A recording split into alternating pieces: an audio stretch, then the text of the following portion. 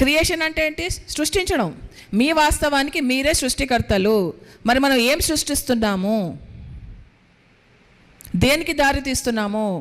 మన భవిష్యత్తుని మనం ఎలా తీర్చిదిద్దుకుంటున్నామో, మన మాటల ద్వారా, మన ఆలోచనల ద్వారా, మన చేతల ద్వారా, మన భావనల ద్వారా, మన ఉద్దేశాల ద్వారా మనం ఎలా మన భవిష్యత్తుని మనం తీర్చిదిద్దుకుంటున్నాం అనేది మన చేతుల్లో ఉంటుంది.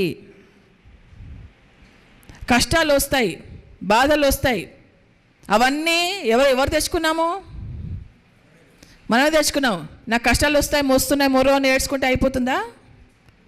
ఏడుస్తే అవుతుందా? ఏమవ్వాలి? ఫ్రెండ్ అవ్వాలి, మాస్టర్ అవ్వాలి, గాడ్ అవ్వాలి.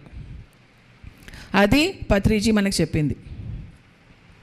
సో ఇది కొంచెం ఎక్స్ప్లెయిన్ చేయాలనిపించింది, అందుకని ఎక్స్ప్లెయిన్ చేస్తున్నాను. ఆయన అంటారు, కానీ ఎందుకు అంటారో తెలియాలి కదా. ప్రతిదానికి